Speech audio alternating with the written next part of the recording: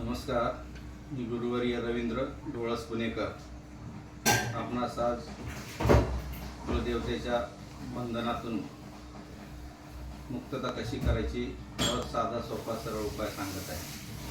आपल्या घरामध्ये फार अडीअडचणी, दुःख, कष्ट, केलेले काम होत नाही, विवाहामध्ये अडथळा येतो, नोकरी धंद्यात यश मिळत नाही, पैसा पाणी टिकत नाही, ह्या सर्व गोष्टी कशामुळे होतात याचा आपण विचार करत नाही.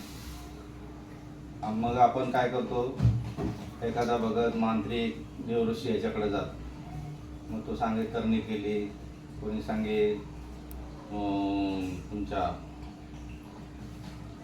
घरातील देवतेची नड आहे, पितृदोष आहे, वगैरे वगैरे.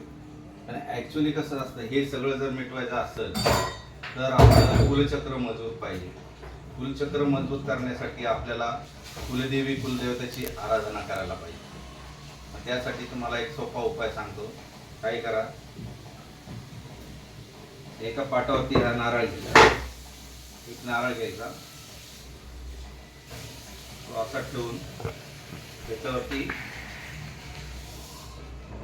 काय करा, 2 कापराच्या वड्या, अशा कापराच्या वड्या याच्यावरती ठेवून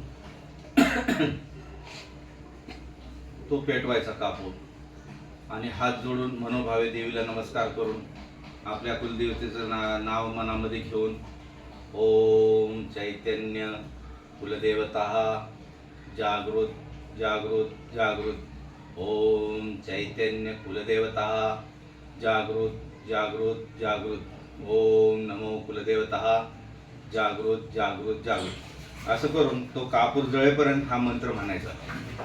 जर ह्याच्यामध्ये जर आपला नारळ जर फुटला किंवा तडा गेला त्याला, तर तो नारळ पाण्यामध्ये विसर्जन करायचा. समजा नाहीच गेला तर मग तोच नारळ घ्यायचा दुसऱ्या वेळेस, आणि ते कापराची वडी लावायची आणि ती पेटवायची, आणि परत तोच मंत्र म्हणायचा, ओम नमो कुलदेवतः जागृत जागृत जागृत, असं म्हणत राहायचं तो कापूर विजेपर्यंत.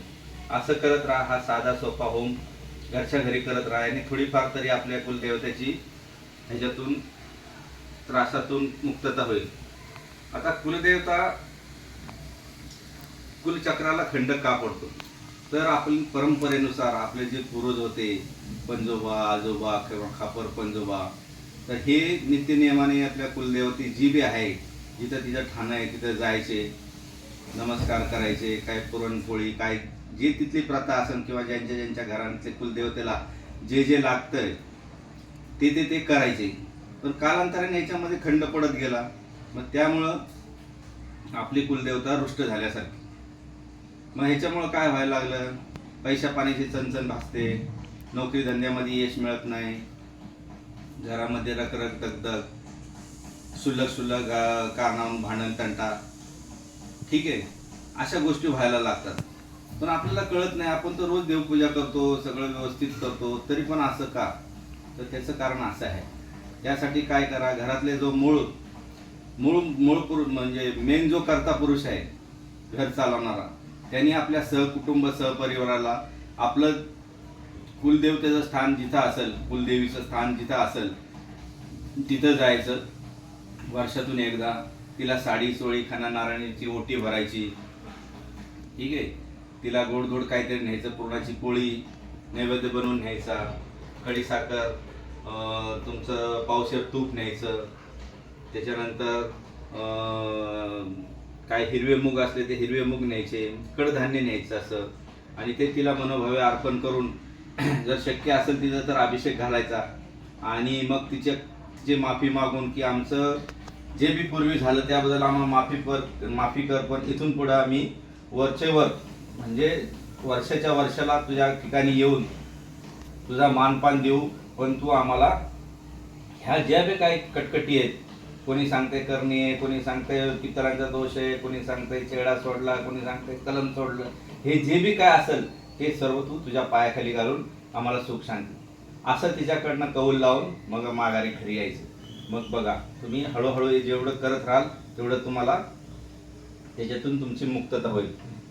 दुसरं असं, जर आपली कुलदेवता कुणी बांधली असेल तर उजव्या हातामध्ये आपली उदी घ्यायची, आणि त्याच्यामध्ये हा मंत्र म्हणायचा, श्री गणेश कुलदेवता नवचंडी सतचंडी सद्गुरु ओम सोह यमुना जल शीतल काया प्रल्हाद नाम अमर पाया हा मंत्र 9 वेळा म्हणायचा आणि ती उदी जागच्या जागी बसल्या जागी वरती फुकून द्यायची.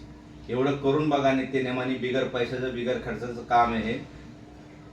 तुम्ही मनापासून केलं तर तुम्हाला यश देईल. तुमच्या घरामध्ये किंवा बाहेर इतरत्र कुठे कसले किती पराक्रमी देवता असो, आता आपण यूट्यूबवर बघतो, अरे ह्या देवाने हा चमत्कार केला, ह्या देवीने हे केलं, मग आपण काय करतो, आपले घरचे देव सोडतो आणि मग त्या देवांच्या मागे लागतो. अरे पण जोपर्यंत तुमची मूळ देवी जोपर्यंत साथ देत नाही तोपर्यंत इतर बाहेरचे देव तुम्हाला काहीच मदत नाही करणार. ते दुसऱ्यांसाठी करतील, तुमच्यासाठी नाही करणार. कारण का, तर तुम्ही तुमची कुलदेवता आधी व्यवस्थित जागृत करून घ्यायला पाहिजे. जे कुलचक्र जे विस्कटीत झालेलं आहे ते तुम्ही आधी सुधारून घ्यायला पाहिजे. तर भक्तांनो, तुम्हाला कसा वाटला हा व्हिडिओ? आवडला असल्यास लाईक करा, शेअर करा. माझा नंबर मी खाली देत आहे. काही अडचणी असेल तर मला फोन करा. 9666555049. जय जगदंबा, नमो आदेश, जय सद्गुरु.